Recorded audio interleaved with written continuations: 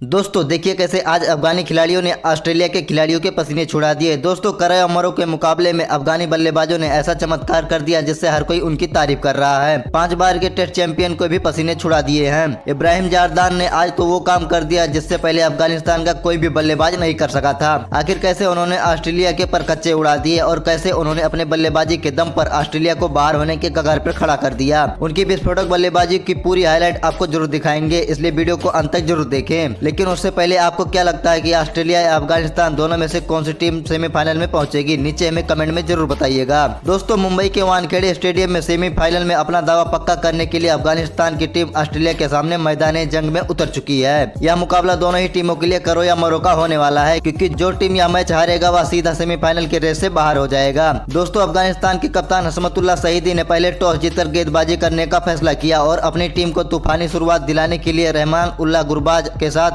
इब्राहिम जारदान की जोड़ी मैदान पर गदर मचाने उतर चुकी है। दोस्तों ऑस्ट्रेलिया के खुखार गेंदबाज भी तबाही मचाने के लिए मैदान पर उतर चुके थे, लेकिन शुरू से ही इन दोनों खिलाड़ियों ने आक्रामक रूप अपनाना शुरू कर दिया था और ऑस्ट्रेलिया के गेंदबाजों के ऊपर दबाव बनाना शुरू कर दिया। उनकी विस्फोटक बल्लेबाजी देखकर तो आज ऐसा लग रहा था कि आज वो हार मानने नहीं आए हैं, बल्कि इस मैच को जीतने के मूड में ही आए हैं और 6 ओवर में ही विस्फोटक बल्लेबाजी करते हुए उन्होंने अपनी टीम के स्कोर को 30 के पार पहुंचा दिया। उनके ऐसे खतरनाक बल्लेबाजी की शुरुआत की उम्मीद तो ऑस्ट्रेलिया ने बिल्कुल भी नहीं की थी। शुरुआत में ऑस्ट्रेलिया के गेंदबाजों को बिगड़ लेने का कोई भी मौका नहीं दिया, खासकर रहमान उल्लाह गुरबाज ने। वह अलग ही लय में बल्लेबाजी कर रहे थे और बड़े ही आसानी से गेंदबाजों की पिटाई किए जा रहे थे, लेकिन उनका यह अंदाज ज्यादा लंबा नहीं चल पाया। 8वां ओवर लेके आए जोश सेजलवुड ने गुरबाज को अपने जाल में फंसाकर आउट कर दिया और इसी के साथ अफगानिस्तान को पहला झटका दिया और वे 25 बॉल पर 21 रन बनाकर पवेलियन लौट गए। उनके आउट होने के बाद मैदान पर बल्लेबाजी करने रहमत शाह आ चुके थे और दूसरी तरफ इब्राहिम जारदान अपनी आक्रामक अंदाज में आगे बढ़ रहे थे। 10 ओवर के पावर प्ले में ही अफगानिस्तान ने 46 रन बना लिए थे, तो वहीं ऑस्ट्रेलिया के गेंदबाजों ने भी वापसी करना शुरू कर दिया। ऑस्ट्रेलिया की गेंदबाजी देखकर ऐसा लग रहा था कि अफगानिस्तान पर दबाव बढ़ रहा है। जहां तेजी से स्पीड से रन बढ़ रहे थे वहीं अफगानिस्तान की टीम के रन पूरी तरह से रुक गई थी, लेकिन इब्राहिम जारदान अपने ही लय में बल्लेबाजी करते हुए आगे बढ़ रहे थे। देखते देखते उन्होंने बेहतरीन चौके की बदौलत 59 गेंदों पर अपना अर्धशतक पूरा कर लिया। दूसरी तरफ रहमत शाह भी अपनी टीम का बखूबी साथ निभा रहे थे। 21 ओवर आते आते दोनों ने मिलकर अपनी टीम का स्कोर 100 के पार पहुंचा दिया और अब अफगानिस्तान की टीम को जरूरत थी अपने रनों की स्पीड को बढ़ाने की, लेकिन बड़े शॉट लगाने के चक्कर में रहमत शाह ग्लेन मैक्सवेल का शिकार हो गए और 44 गेंदों में 30 रन बनाकर वह पवेलियन लौट गए और उनके आउट होने के बाद कप्तान हसमतुल्लाह सईदी पर अफगानिस्तान की टीम की जिम्मेदारी आ चुकी थी। दूसरी तरफ इब्राहिम जारदान मोर्चा संभाले खड़े हुए थे। इब्राहिम जारदान को रोक पाना ऑस्ट्रेलिया के बस की बात नहीं थी। वह अलग ही मूड में बल्लेबाजी कर रहे थे और इस बल्लेबाज को रोकने के लिए ऑस्ट्रेलिया के गेंदबाजों के पसीने छूटने लगे और सारी तिकड़ी फेल होती दिखाई दे रही थी। अफगानिस्तान की टीम मजबूत स्थिति में पहुंचती जा रही थी और 31वां ओवर लेकर आए एडम जंपा के ओवर में जारदान और सईदी ने 2 गेंदों में 2 चौके और छक्के लगाकर अपनी टीम को मजबूत स्थिति में ला दिया और अपनी टीम के स्कोर को 150 रनों के पार पहुंचा दिया। ऑस्ट्रेलिया अब विकेट की तलाश में थी, क्योंकि अफगानिस्तान के बल्लेबाज जिस लय में बल्लेबाजी कर रहे थे उसे देखकर यही लग रहा था कि वह लंबा स्कोर खड़ा कर सकते हैं। इसलिए ऑस्ट्रेलिया ने अपने सबसे बड़े गेंदबाज मिचेल स्टार्क को मैदान में उतार दिया था